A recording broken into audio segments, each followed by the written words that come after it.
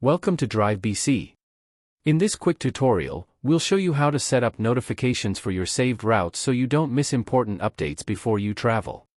If you haven't created a route yet, you can do that using the Drive BC Route Planner. There's also a separate video that walks through how to create and save routes in our playlist. First, make sure you're signed in. Then, click on the Favorites drop-down and select My Routes to access your saved routes.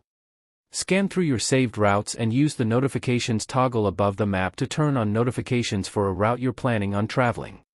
Turning on notifications for the first time? You'll be asked to verify your email. Check your inbox and click the link we send to you. Didn't get the email? Click Send Another Verification and check your spam folder, just in case.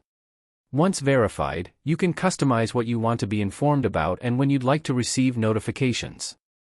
Use the checkboxes next to each type of information you'd like to be notified about. Each option includes a tooltip to help explain what it means if you're unsure.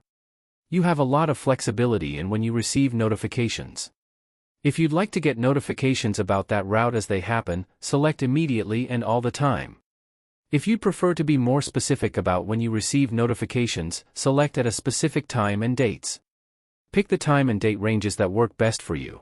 You can choose a particular date, a date range, or specific days of the week. You can also choose a time range for receiving notifications on those dates. For example, if you commute regularly Monday to Friday, you can select those days and indicate the specific times. Keep in mind that notifications are sent only for new or updated information during the date and times you've selected. Existing events that were already posted before that time range, and don't change, will not trigger notifications. Before enabling notifications, it's a good idea to review the current traffic impacts for your route. When everything looks good, click Enable Notifications to save.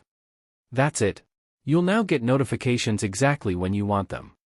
You can turn notifications on or off at any time by using the Notifications toggle for each saved route. Stay informed, stay safe, and enjoy the drive with Drive BC.